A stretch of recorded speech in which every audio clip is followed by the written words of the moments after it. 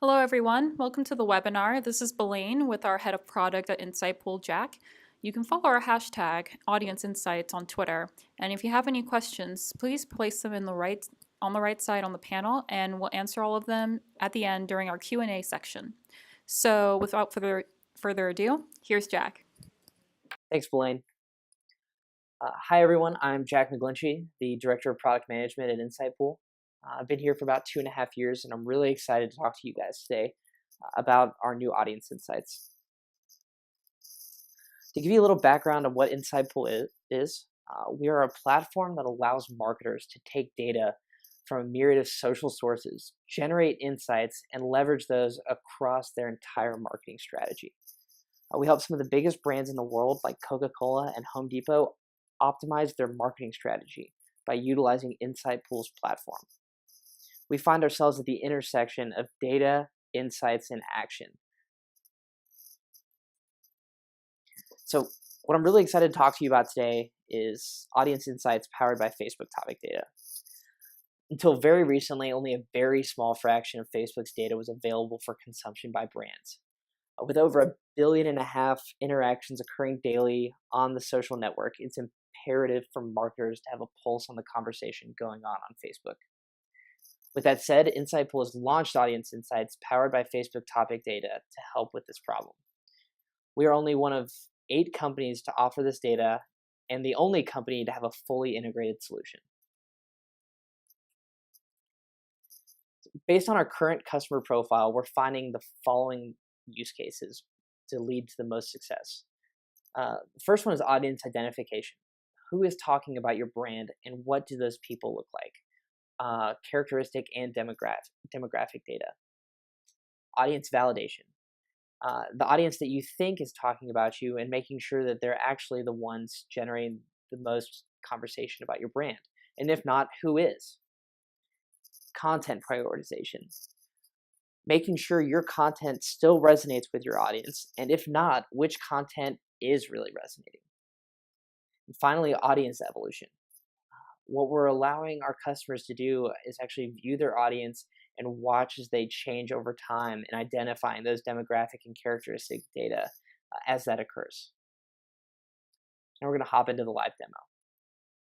So what I've loaded here is Insightpool's Audience Insights module. Start at the top.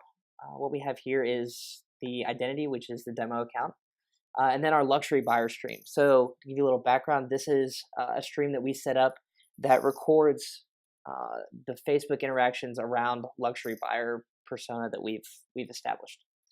What you'll see here is the stream status. So this stream is currently active and recording data. What we have here is a calendar module to allow you to select dates. So if I want to look at the 5th to the 20th, I can change data and it all repopulates based on that date range. Below that, I can see how many interactions have actually occurred over this time range. An interaction is defined as it can be a like, a reshare, or even a story or status post. What you'll see next is the trend over the last day. So between the 19th and the 20th, it's actually down 39%. I can also see the top topic, which is fashion, and the top link, which is this bit.ly link. If I want to follow that, I find that it is the Rolls-Royce website for creating your own car. Moving down the page, we have an interaction graph based on sentiment over time. So what you can do with this module is actually view how the conversation changes not only in volume, but relative to sentiment as well. So over the past couple of days, between the 14th and the 15th here, you can see that there's a lot more negative sentiment. So scrolling down the page, we have the topic wheel, which shows you the top topics defined by Facebook about your brand. So fashion is obviously the top one, with interior design and architecture coming in behind that. As well as a word cloud here so that you can visualize the relationship between those topics.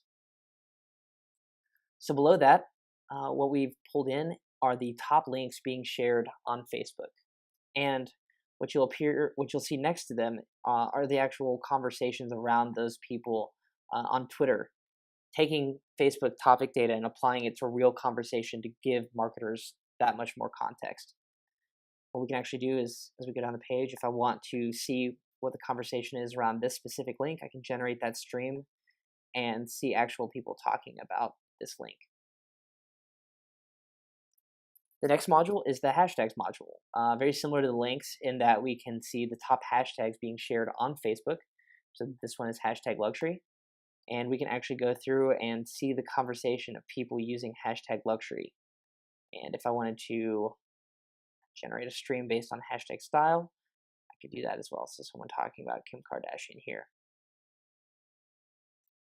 Moving down, we get into the demographic modules, location, so California, Texas, Florida, Arkansas, as well as age range, broken down between male and female. So 25 to 34 for male and female are the highest over indexing categories, with 65 plus, as well as 18 to 24 under indexing. And then we also have gender here, male versus female, with females dominating the conversation. So what gets interesting here is you'll notice this filter bar on the left. And what we can actually do is filter and exclude topics, locations, age, gender, etc. And what happens here is if I want to exclude everything that happened in Kansas, I can lock that out. And everything here will repopulate based on us excluding the Kansas conversation. And all of this data reloads based on those changes. So you can understand what is my age and gender breakout based on the conversation not occurring in Kansas, or if I was curious about locking in California, I could do that as well. So what's really exciting about this Audience Insights module is that Insightpool is continuing to innovate in this space. And what we have coming down the track very soon is first an emotional resonance wheel. So a lot of the feedback that we've gotten from our customers is that the positive negative interaction sentiment graph is great for understanding the trend, but understanding the actual emotions behind the positive and negative graph, you really have to get that kind of context to get the value you need to make any sort of actionable decision.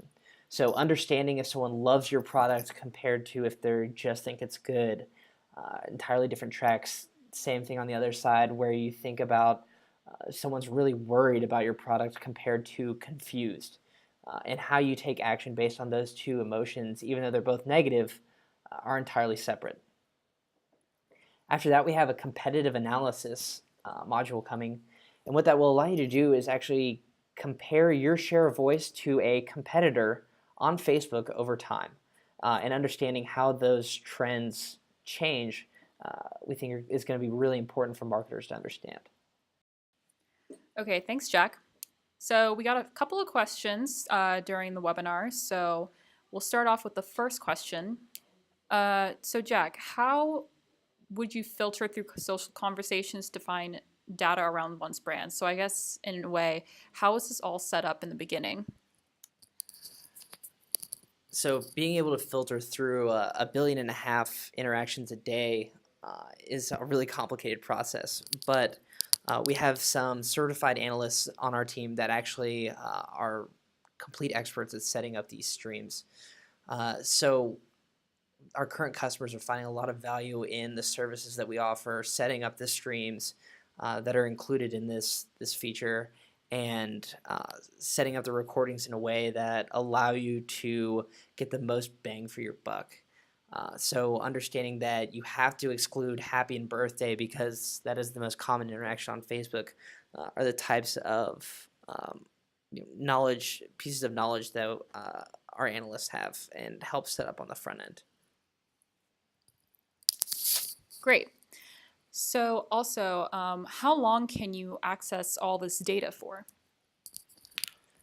So currently Facebook is only keeping 32 rolling days of data. So every day, the first day of your stream drops off and you can only view the most previous 32 days. However, what we have coming out soon is actually storing this data for our users so that you can go back in the past, especially when you are trying to understand trends, audience evolutions, things of that nature, and being able to still gain insights from those. Okay, awesome. So, in the filters that you showed during the live demo, what do each of those tags mean on each filter? Sure. So the top tags were positive and negative sentiment as well as neutral. Those are pretty self-explanatory. The topics come from Facebook's themselves. So how the stream works is Facebook takes all of that data and actually categorizes it for us, and we use their taxonomy in order to tag those topics. The links and hashtags are generated based on the most shared links and hashtags on Facebook. And then the location actually comes from the location in the user's profile when they post this data. And then obviously their age, gender are self-identified in their profile as well. And all of those tags on the left there you'll see are pre-populated based on the data that's recorded in the stream. Another question we have is, so what if I want more information around specific brand related content? So can you, I guess, dive deeper into the Facebook conversations?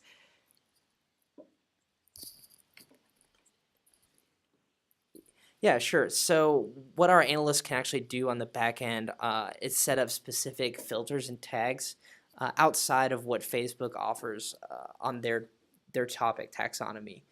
So if you're really, really interested in understanding a certain topic or a certain piece of content, we can actually record for that data and surface that in custom reports as well. And our last question for the webinar. So this is referencing, I guess, when you went over the age demographic. So what does it mean when you say over-index versus under-indexing? Sure. Yeah. So generally, conversation on Facebook, there's a baseline. So you'll find that middle-aged women post on Facebook more than the same gender or the different gender and same age range for men. So when I say over and under indexing, when you have those different age and gender groups posting more than they usually do or not posting as much about they normally or as much as they normally would, we call that over and under indexing. And basically what it means is that there's a piece of information there that's really interesting and definitely deserves more exploration. Okay, awesome. Thank you, Jack. That's actually all the time we have right now for the webinar. If you'd like to check out more on characteristic data and Mad Tech, you can check out our ebook, The CMO and the Rise of Social Insights, using that bit.ly link.